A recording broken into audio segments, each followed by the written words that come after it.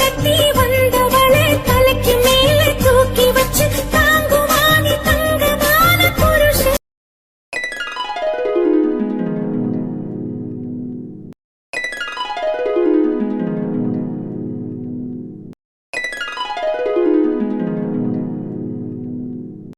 அப்புறம் கையிலே கறி மீனெல்லாம் நல்லா சமைப்பியம்மா? செய்வேன் அத்தை. ரஞ்சிதா, குழம்பு வைக்கிறதெல்லாம் உன் மருமகளை அடிச்சுக்கிற ஆளே இல்லடி. அவ ஆத்தாளை விட என் பேத்தி சூப்பரா குழம்பு வைப்பாளே, அப்படியே உன் கைப்பக்குவ முடி. அப்புறம் என் வீட்டு மருமக என்னைய மாதிரி தான் இருப்பா. ஒரு நாள் மீன் குழம்பு வச்சிருந்தாவாரு, ஆத்தாடி ஆத்தா, அம்புட்டு ருசி. மீன் குழம்புனா இப்படித்தான் வைக்கணுங்கிறதுக்கு என் பேத்தி தானே சிறந்த எடுத்துக்காட்டு. என் பேத்தி மீன் குழம்பு வச்சா எங்க வீட்டு வாசலை தாண்டி போறவங்க ஒரு நிமிஷம் நின்று மோப்பம் பிடிச்சிட்டு தானே போவாங்க. அப்படி போடு கையிலே. உன் அத்தானுக்கு மீன் குழம்புனா ரொம்ப உசுருன்னு அதை மட்டும் தேடி தேடி கற்றுக்கிட்டியாக்க. ஜீவாவுக்கு மீன் குழம்புனா அம்புட்டு பிடிக்கும். திருக்க மீன் போட்டு வச்ச மீன் குழம்பு, முரல் போட்டு வச்ச மீன் குழம்பெல்லாம் அப்படியே சட்டியை வலிச்சுக்கிட்டு நக்காத குறையா சாப்பிடுவானே. இனிமே கையால் சாப்பிட்டுட்டா இந்த அம்மா சாப்பாடெல்லாம் எம்மாத்திரம்னு சொல்லிடுவேன் போல் இருக்கேன்.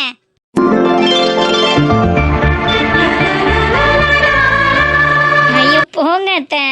அம்மா வா ஜீவா, வந்து உட்காரு வா. இல்லம்மா, தலை வலிக்குது, நான் உள்ள போறேன்.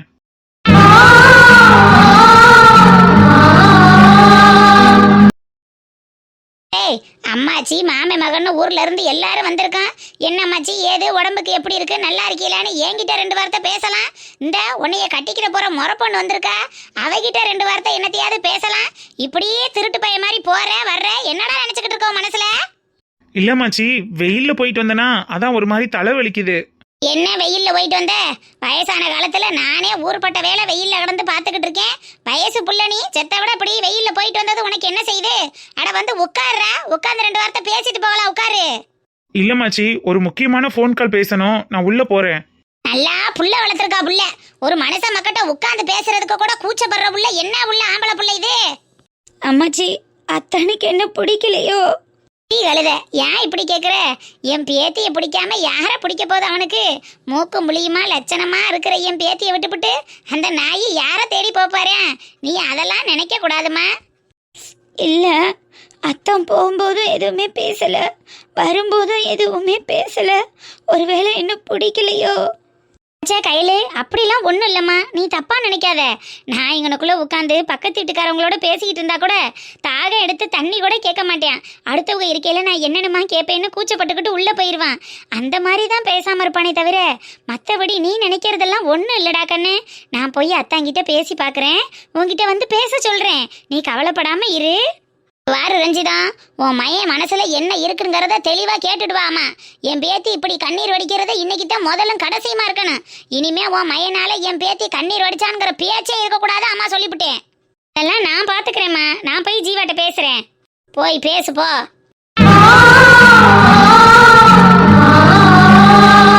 வாழ்வே மாயம், இந்த வாழ்வே மாயம், நெடுவாளிக்கு வந்த சோகம், மரத்தடியில் படுத்த நானும் எங்கே போவேன், நான் எங்கே போவேன்? நெடுவாளி, என்னடி ஆச்சு? என்ன சோகமா வந்து மரத்தடியில படுத்துட்ட? பகுமான கோழி பந்தல்ல முட்டையிட்டுச்சான். அந்த கதையா உனக்கு என்ன ஆத்தா? நல்ல மாமியா, நல்ல மாமனாரு, அமோகமான வாழ்க்கை, அற்புதமான லைஃபு, நீ என்ஜாய் பண்ற என்ன மாதிரியா? எருமை, உனக்கு மட்டும் என்ன குறைச்சலா இருக்க நீனு? உன் மாமியாரும் உன்னை படுக்க போட்டு தானே வேலை பார்த்துக்கிட்டு இருக்கு. அட, அந்த கொடுமையை ஏண்டி கேட்குற மாடனே? என் மாமியாவுக்கு முன்னாடி நம்ம போய் ரேச அரிசியை வாங்கிட்டு வந்து வீட்டில் வச்சிருவோமேனு ரேச அரிசியை வாங்கிட்டு வர்ற வழியில் வனசாக்கா வீட்டில் நல்ல வாசனை வந்துச்சு. சரி, நயன்தாராவுக்கு சமைச்சு வச்ச சாப்பாட்டில் நம்ம கொஞ்சம் தள்ளி போட்டு டேஸ்ட்டு பார்ப்போமேனு அந்த பக்கம் நுழைஞ்சிட்டு இந்த பக்கம் வெளியே வந்து பார்க்குறேன். வாங்கி வச்ச ரேச அரிசி, பருப்பு, சக்கரை, எண்ணெய் ஒன்னத்தையும் காணண்டி மாடனு. எவ தூக்கிட்டு போனாலோ, எவன் தூக்கிட்டு போனானோ, அந்த திருடிட்டு போன திருட்டு பைய கையில் கட்ட முளைக்க. என்ன எருமை சொல்ற? ரேச அரிசியை தொலைச்சிட்டியா? அரிசி போனா கூட போயிட்டு போகுது, அடுத்த மாசம் வாங்கிக்கிறலாம். ரேஷன் கார்டையும் சேர்த்து தொலைச்சிட்டனே. எருமை மாடே, கொஞ்சமாவது உனக்கு அறிவு இருக்கா? ரேஷன் கார்டை தொலைச்சிட்டேன்னு கூலா சொல்ற? நான் எங்கடி கூலா சொல்றேன்? என் மாமியா கேட்காத கேள்வியெல்லாம் கேட்டு குத்துயிரும் கொலையுருமா கிடக்காதபடி கடந்துகிட்டு இருக்கேன். என்ன பார்த்து கூலா சொல்றேங்கிற?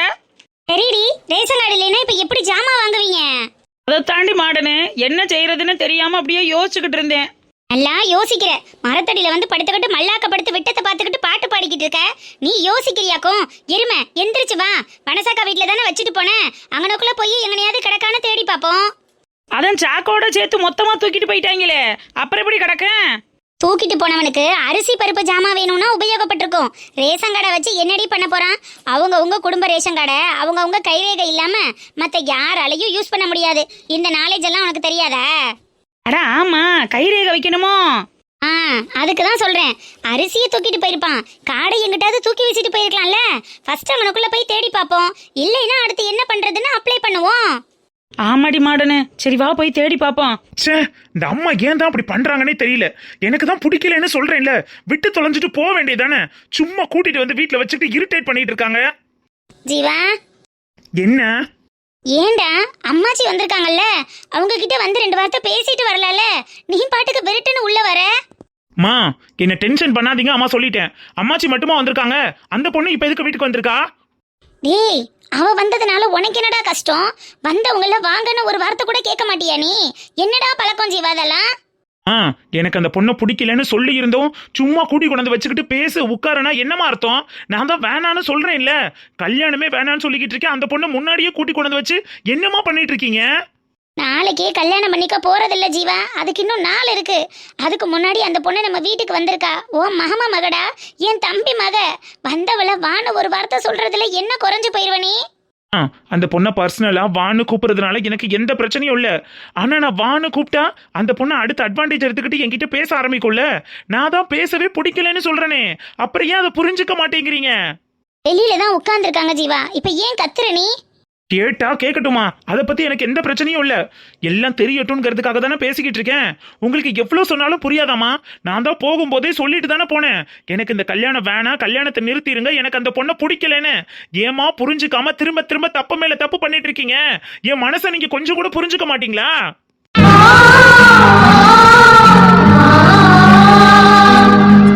கையில பிடிக்கலங்கிறதுக்கு ஏதாவது ஒரு காரணம் சொல்லுடா. அவள்கிட்ட அழகு இல்லையா, அறிவு இல்லையா, படிப்பு இல்லையா, ஒழுக்கம் இல்லையா? என் தம்பி மகள்கிட்ட என்ன குறைச்சல கண்டுட்ட நீனு? எதுக்காகடா அவளை பிடிக்கலன்னு இவ்வளவு பிடிவாதமா இருக்க? பிடிக்கும் பிடிக்கலங்கிறதெல்லாம் 2ஆம் பட்சமா. அந்த பொண்ணுகிட்ட எந்த குறையும் இல்ல. ஆனா என் லைஃபுக்கு அந்த பொண்ணு செட் ஆகாதுமா. எனக்கு இந்த பொண்ணு வேண்டாம், அவ்வளவுதான் நான் சொல்லுவேன். ப்ளீஸ், அந்த பொண்ணு இப்ப வந்திருக்கும் போதே நீங்க அவகிட்ட பேசி புரிய வைங்க. நீங்க பேசலைன்னா இந்த விஷயத்தை பத்தி நான் அவகிட்ட பேச வேண்டியது வரும்.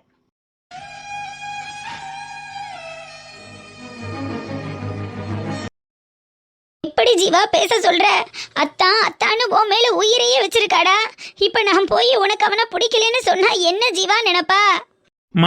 நான் ஒன்னும் அந்த பொண்ணை லவ் பண்றேன்னு சொல்லி அவகிட்ட வருஷ கணக்கா பேசிட்டு எனக்கு ஒன்னு பிடிக்கலன்னு ஏமாத்திட்டு போகல. நான் ஆரம்பத்துல இருந்தே வேண்டாந்தமா சொல்லிக்கிட்டு இருக்கேன். மேலும் மேலும் நீங்க அவகிட்ட என்னத்தையாவது மனசை குழப்பி அவளை இன்னும் சங்கடப்படுத்தாதீங்கிறதுக்காக தான் நான் முன்னாடியே சொல்லுங்கன்றேன். நீங்க சொல்றீங்களா இல்ல நான் சொல்லவாமா? இப்படி ஒரு அகங்காரமான முகத்தை கொண்டுகிட்டு இப்படி போய் பேசுனேன்னு வச்சுக்கோ, அவ அந்த நிமிஷமே உசுர விட்டுருவாடா. எப்படி பேசணுமோ அப்படி நான் போய் பேசிக்கிறேன். ஐயோ அம்மா, ரொம்ப நன்றி.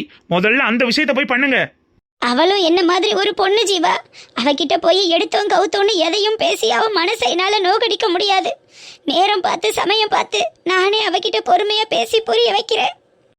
என்னவோ பண்ணுங்க, எனக்கு அதை பத்தி எந்த பிரச்சனையும் இல்ல. எனக்கு இந்த கல்யாணம் வேண்டாம், அவ்வளவுதான். ரொம்ப சாதாரணமா சொல்லிட்டீல ஜீவா.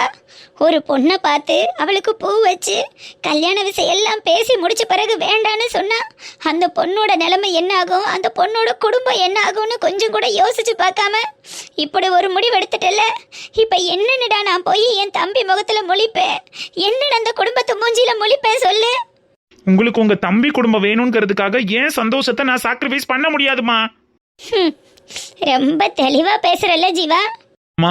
உங்களை கஷ்டப்படுத்தணும்னோ இல்ல அந்த பொண்ணை கஷ்டப்படுத்தணும்னோ எனக்கு எந்த ஐடியாவும் இல்லம்மா. எனக்கு இந்த கல்யாணம் வேண்டாம்மா, ப்ளீஸ் புரிஞ்சுக்கோங்கம்மா. அம்மாச்சி என்ன பெத்தவங்க வந்து பொண்ணு வீட்டுல ஒரு வாரம் இருந்துட்டு போலாமேன்னு வந்திருக்காங்க. அவங்க இந்த வீட்டுல இருக்கிறதுக்காவது உரிமை இருக்கா, இல்ல அவங்களும் இங்க இருக்க கூடாதாப்பா? அம்மாச்சி மட்டும் இல்லம்மா, அந்த பொண்ணும் இந்த வீட்டுல தாராளமா இருக்கலாம். ஆனா தப்பான எண்ணத்தோட இருக்க கூடாது இல்லம்மா. அதுக்காக தான் நான் முன்னாடியே சொல்றேன். பாரு ஜீவா, கையல் இங்கே இருக்கட்டும்னு அவங்க அப்பா அம்மா கிட்ட ஒரு வாரத்துக்கு பர்மிஷன் கேட்டிருக்கேன். அம்மாச்சி இருக்கிற வரைக்கும் கயல்விழியும் இங்கே தான் இருப்பா. அவள் இருக்கிற கொஞ்ச நாளில் உனக்கு அவளை பிடிக்கலங்கிற விஷயத்த எப்படி எடுத்து சொல்ல முடியுமோ அந்த மாதிரி நான் எடுத்து சொல்லிடுறேன். அது வரைக்கும் நீ கொஞ்சம் அமைதியா அவள் மனசை கஷ்டப்படுத்தாமல் இருந்தால் மட்டும் போதும்ப்பா.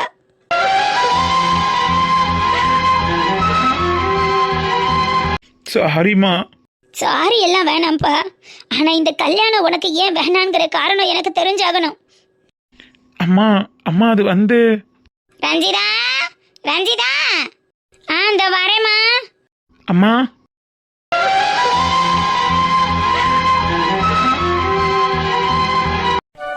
இல்ல எப்படி பேசி உங்க அம்மாவோட தோப்பு வீட்டை கேட்டு வாங்கினேன் பத்தியா? நீ பேசி இருந்தா இம்புட்டு நடந்திருக்குமா? இப்ப வந்து இப்படி சோறாக்கி தான் தின்றுக்க முடியுமா? ஆமா, ரொம்ப பெரிய விஷயம் பண்ணிட்ட பாரு.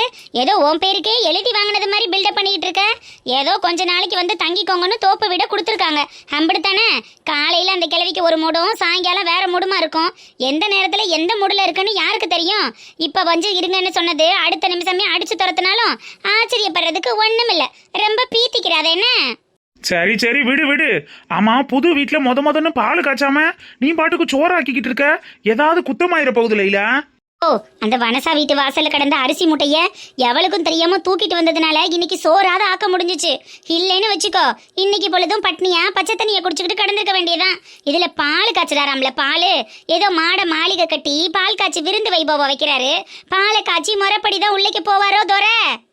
பசியில இருக்கிற நம்ம பாலை காய்ச்சி என்னத்த குடிச்சோம்? பேசாம சோறு ஆக்கியே தின்றுவோம். ஆமா லைலா, குழம்புக்கு காய்கறி ஒண்ணும் இல்ல. என்ன குழம்பு வைக்க போற? என்ன குழம்பையா வைக்க சொல்ற? அரிசி, பருப்பு, சக்கரை, பாமாயில், இதை நாளையும் வச்சுட்டு நான் என்ன குழம்பு வைக்கிறது? பேசாம பருப்பை நல்லா வேக போட்டு பருப்பை கடைஞ்சு இந்த சாப்பாட்டுல போட்டு பிசைஞ்சுக்கிட்டு பருப்பு சாதமா சாப்பிட வேண்டியதுதான். பருப்பு சாதம்னா ரொம்ப பிடிக்கல இல்ல. பாசி பருப்பை நல்லா மைய வேக வச்சு அதுல பருப்பு மத்த போட்டு நல்லா கடைஞ்சு அதுல கொஞ்சம் சீரகம், கடுகு, காஞ்ச மிளகாலாம் போட்டு தாளிச்சு அதுல ஊத்தி அப்படியே சாப்பாட்டுல போட்டு பொட்டு போல நெய்ய ஊத்தி சுட சுட சோத்துல பிசைஞ்சு சாப்பிட்டா அப்படி இருக்கும் லைலா.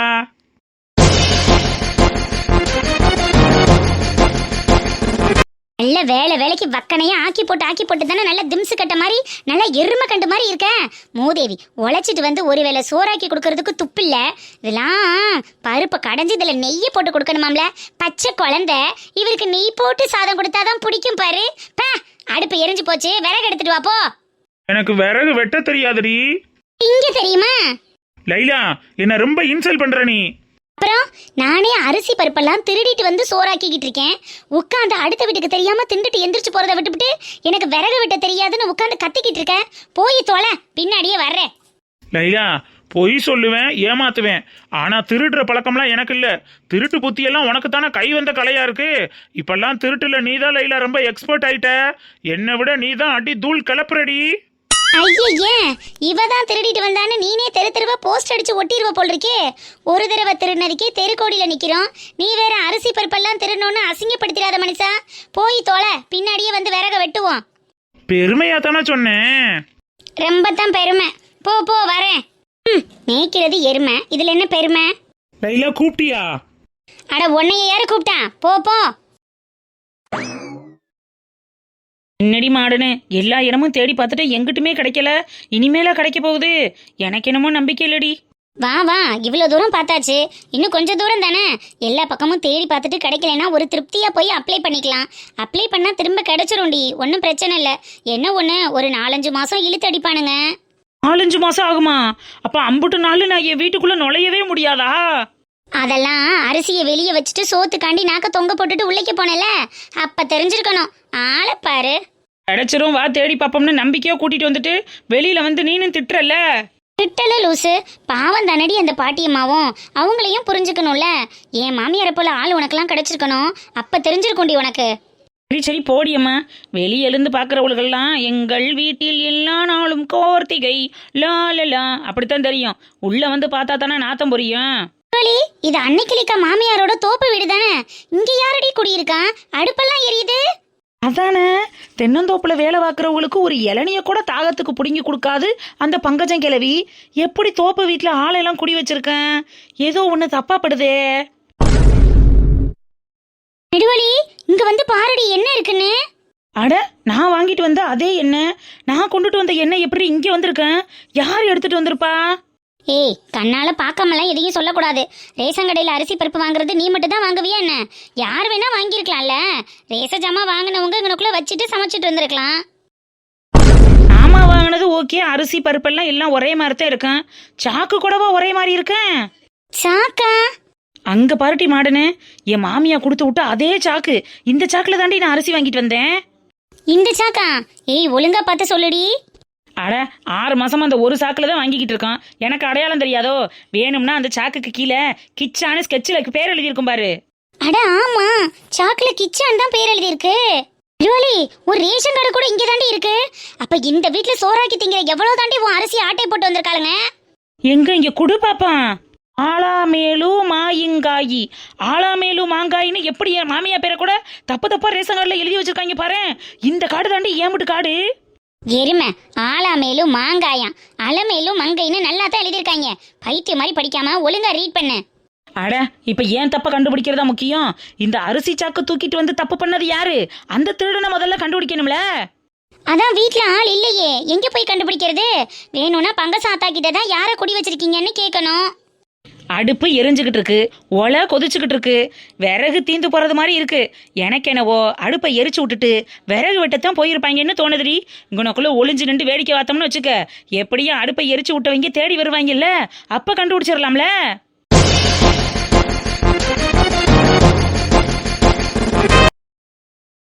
சூப்பர் நடுவலி, செம்ம ஐடியா. ரேஷன் அரிசியை கூட வாங்கி திங்க முடியாத அளவுக்கு இந்த ஊர்ல எவடி அவ அப்படி இருப்பா? அவளை கண்டிப்பா பார்த்தே ஆகணும்டி. பாக்குறதோட மட்டும் விட்டுட்டு போக கூடாதுட்டி மாடனு. அதுக்கான பனிஷ்மெண்ட் எல்லாம் பழமா இருக்கணும். அதெல்லாம் நான் யோசிச்சு தெளிவா பிளான் பண்ணி வச்சுட்டேன். நீ வந்து ஒளிஞ்சு நின்று வேடிக்கையை மட்டும் பாரு. யாருன்னு கண்டுபிடிச்ச பிறகு தெரியும் இந்த அலமேலு மங்கையோட மருமக யாருன்னு. சூப்பர் நடுவலி. சரி சரி, வா ஓடி போய் ஒளிஞ்சுக்கலாம். நீங்க எங்க போறீங்க? ஆணி போடுங்க. ஆணியா புடுங்க வேணாம், வாங்கடா. என்னடி யாருமே வர மாதிரி தெரியல? வெயிட் பண்ணு. அடுப்பை எரிச்சு விட்டுட்டு என்ன பிக்னிக்கா போயிருக்க போறாங்க. வருவாங்க. இல்ல கட்டிட்டு வந்த விறகெல்லாம் எங்க போடுறது? என் தலையில போடு. ஆளை பாரு, அதான் அவ்வளவு இடம் சும்மா கிடக்கல. அங்கனக்குள்ள போடு, 2 எடுத்து எரிச்சுக்கறலாம். சரி லைலா, சீக்கிரமா சோத்த வடிச்சிட்டு பருப்பை வேக போடு. வயித்த பசிக்குது லைலா. உன்னை காட்டி எனக்கு பசிக்குதியா? என்ன பண்ணி தொலைகிறது? கொஞ்சம் வெயிட் பண்ணு. எப்பா அடி பாவி லைலா, நீ இன்னும் திருந்தவே இல்லையாடி? இவ என்னடி திருடுறதையே இப்பெல்லாம் ஒரு பொழப்பா வச்சிருப்பா போல் இருக்கு. குடும்பத்துல உள்ளவங்க மொத்த வயிற்றுலையும் அடிச்சுப்புட்டு நீனும் உன் புருஷனும் ஊருக்கு ஒதுப்புறத்துல தோப்பு வீட்டுல வந்து சோறாக்கி திங்கிறீங்களா? சும்மா விட்டுருவாளா இந்த நெடுவாளி? இருக்குடி உனக்கு இந்த வர்றண்டி மாப்பிளே.